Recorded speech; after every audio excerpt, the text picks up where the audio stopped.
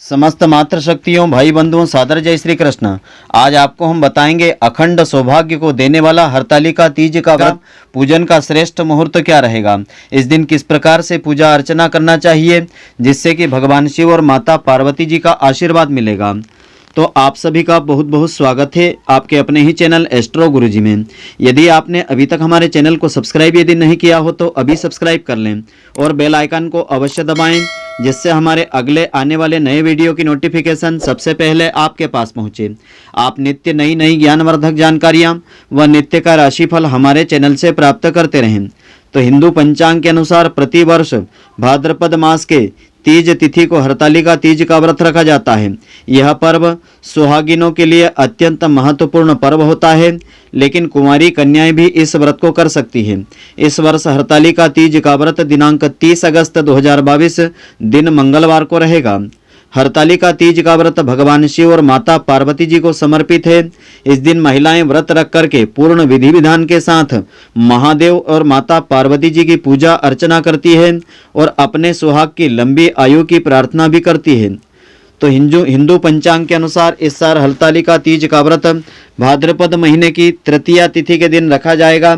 ऐसे में तृतीया तिथि का आरंभ दिनांक 29 अगस्त 2022 सोमवार को शाम के 3:20 पर होगा और इसका समापन 30 अगस्त 2022 मंगलवार को शाम के 3:33 पर होगा। ऐसे में उदयात तिथि के अनुसार यह व्रत दिनांक 30 अगस्त 2022 मंगलवार के दिन रखा जाएगा। तो इस दिन का प्रातःकाल का पूजन का श्रेष्ठ मुहूर्त रहेगा। प्रातःकाल 5:58 से आरंभ होकर के प्रातःकाल 8:31 तक रहने वाला समय श्रेष्ठ है। इसके अलावा संध्या काल का जो मुहूर्त रहेगा शाम के 6:33 से आरंभ होकर के रात्रि 8:51 तक का समय रहेगा। व्रत पारण का समय रहेगा यानी अगले दिन दिनांक 31 अगस्त को दिन बुधवार को इस व्रत का पारण प्रातःकाल कर सकेंगी। तो हरतालिका तीज की पूजा विधि इस प्रकार से रहेगी।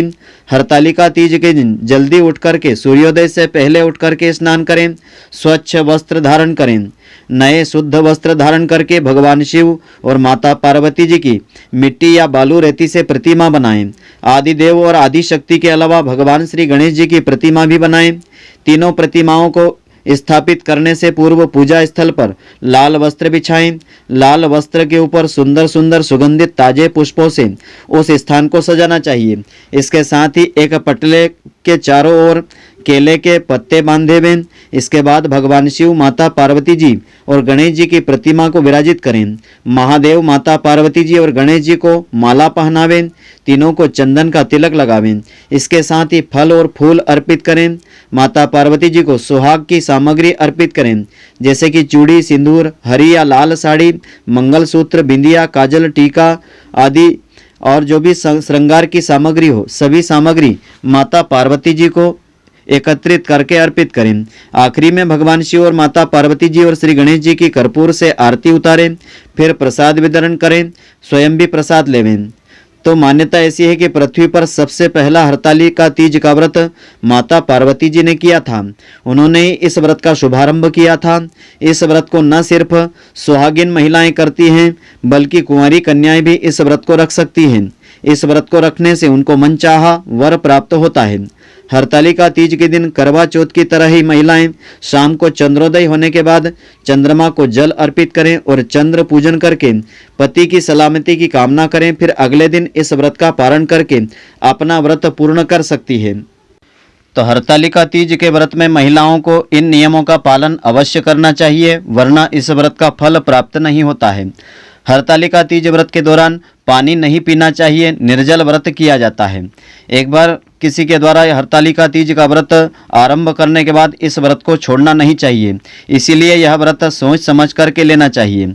यदि सूतक आदि के कारण पूजा न कर पाएं तो भी व्रत करें और दूर बैठ करके कथा अवश्य सुनना चाहिए। मन ही मन भगवान के नाम मंत्रों का जाप कर सकती हैं। हरतालिका तीज पर रात में जागरण करके भगवान शिव, माता पार्वती जी की पूजा आराधना करना चाहिए। रात्रि भर भजन कीर्तन करते हुए भगवान की पूजा आराधना करते हुए व्यतीत करना चाहिए। रात्रि में 5 प्रहर की आरती उतारना चाहिए। अंतिम प्रहर की आरती के पश्चात भगवान की प्रतिमा जो बालू या मिट्टी की बनाई है उनको बहते हुए जल में विसर्जित करके इस व्रत का पारण करना चाहिए। तो हरतालिका तीज की पुण्यदायिनी कथा इस प्रकार से है। इस कथा को सुनने से इस व्रत का पूरा फल प्राप्त होता है। तो हरतालिका तीज की पौराणिक कथा इस प्रकार से है। एक बार भगवान शिव जी ने पार्वती जी को उनके पूर्व जन्म का स्मरण करवाने के उद्देश्य से इस व्रत के महात्म्य की कथा सुनाई थी। भगवान भोले शंकर कहते हैं कि हे गौरी, पर्वतराज हिमालय पर स्थित गंगा के तट पर तुमने अपनी बाल्या अवस्था में 12 वर्षों तक अधोमुखी यानी उल्टी होकर के घोर तपस्या की थी। इतनी अवधि तुमने अन्न न खा करके पेड़ों के सूखे पत्ते चबा करके दिन व्यतीत किए थे। माघ की विकराल शीतलता में तुमने निरंतर जल में प्रवेश करके तप किया था। वैशाख की जला देने वाली गर्मी में तुमने पंचाग्नि से शरीर को तपाया था। श्रावण की मूसलाधार वर्षा में खुले आसमान के नीचे बिना अन्न जल ग्रहण किए समय व्यतीत किया था। और तुम्हारे पिता तुम्हारी कष्ट साध्य तपस्या को देख करके बड़े दुखी हुए थे, उन्हें बड़ा क्लेश होता था। तब एक दिन तुम्हारी तपस्या तथा पिता के क्लेश को देख करके नारद जी तुम्हारे घर पधारे। तुम्हारे पिता ने हृदय से अतिथि सत्कार करके उनके आने का कारण पूछा। तो नारद जी ने कहा कि हे गिरिराज, मैं भगवान विष्णु जी के भेजने पर आपके यहाँ उपस्थित हुआ हूँ। आपकी कन्या ने बड़ा कठोर तप किया है, इससे प्रसन्न होकर के वे आपकी सुपुत्री से विवाह करना चाहते हैं। इस संदर्भ में आपकी राय में जानना चाहता हूँ। तो नारद जी की बात सुनकर के गिरिराज गदगद हो उठे। उनके तो जैसे सारे क्लेश दूर हो गए थे। प्रसन्न चित्त होकर के बोले कि हे श्रीमान, यदि स्वयं भगवान विष्णु जी मेरी कन्या का वरण करना चाहते हैं तो भला मुझे क्या आपत्ति हो सकती है। वे तो साक्षात ब्रह्मा हैं। हे ब्रह्मर्षि, यह तो हर पिता की इच्छा होती है कि उसकी पुत्री सुख संपदा से युक्त पति के घर की लक्ष्मी बने। पिता की सार्थकता इसी में है कि पति के घर जाकर के उसकी पुत्री पिता के घर से अधिक सुखी रहे। तुम्हारे पिता की स्वीकृति पा करके नारद जी विष्णु भगवान के पास गए और उनसे तुम्हारे विवाह के निश्चित होने का समाचार बताया। मगर इस विवाह संबंध की बात जब तुम्हारे कान में पड़ी तो तुम्हारे दुख का ठिकाना ही नहीं रहा।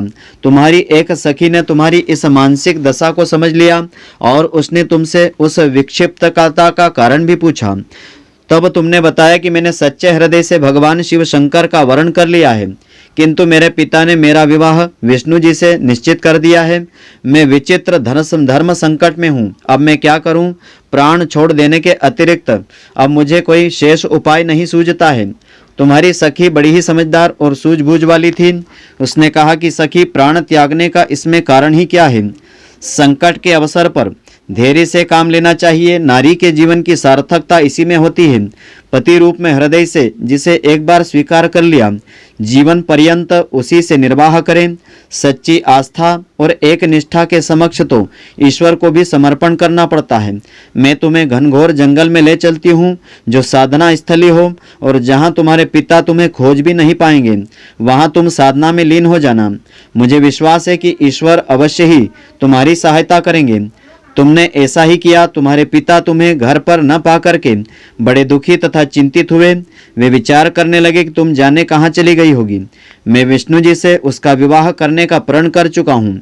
यदि भगवान विष्णु जी बारात लेकर के आए और कन्या घर पर न हुई तो बड़ा ही अपमान होगा। मैं तो कहीं मुंह दिखाने के योग्य नहीं रहूँगा। यही सब सोच विचार करके गिरिराज ने जोर शोर से तुम्हारी खोज आरंभ कर दी। इधर तुम्हारी खोज होती रही, इधर तुम अपनी सखी के साथ नदी के तट पर एक गुफा में मेरी आराधना में लीन थी। भाद्रपद शुक्ल पक्ष की तृतीया को हस्त नक्षत्र था। उस दिन तुमने रेत के शिवलिंग का निर्माण करके इस व्रत को किया था।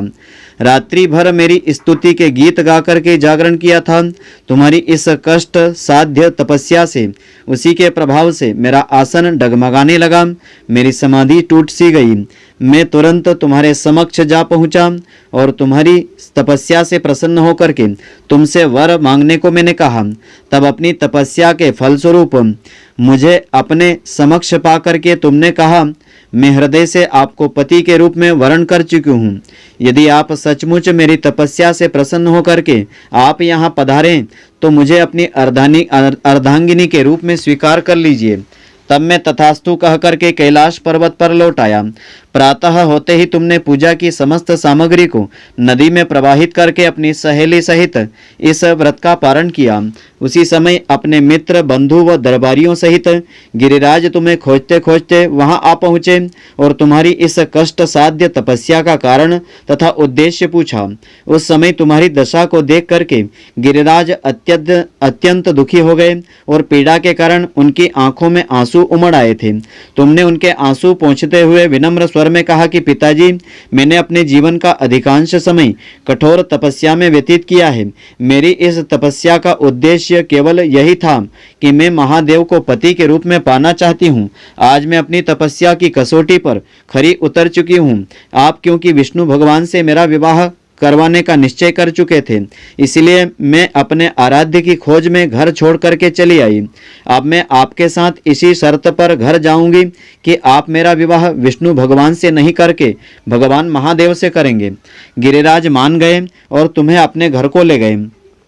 कुछ समय के पश्चात शास्त्रोक्त विधि विधान पूर्वक उन्होंने हम दोनों का विवाह सूत्र में बांध दिया, विवाह करवा दिया। तो हे पार्वती जी, भाद्रपद मास की शुक्ल पक्ष की तृतीया को तुमने मेरी आराधना करके जो व्रत किया था, उसी के फलस्वरूप मेरा तुमसे विवाह हो सका। इसका महत्व यह है कि मैं इस व्रत को करने वाली कुमारी कन्याओं को मनोवांछित फल दे देता हूँ। इसीलिए सौभाग्य की इच्छा करने वाली प्रत्येक युवती को यह व्रत पूरी एक निष्ठा और नियम पूर्वक और आस्था के साथ करना चाहिए, तो इस व्रत का पूर्ण फल प्राप्त हो जाता है। तो मित्रों, आशा करता हूं कि आपको हमारी यह ज्ञानवर्धक जानकारी पसंद आई होगी। यदि आपको पसंद आई हो तो आप हमारे वीडियो को लाइक व शेयर अवश्य करें। धन्यवाद। जय श्री कृष्ण मित्रों, फिर मिलेंगे।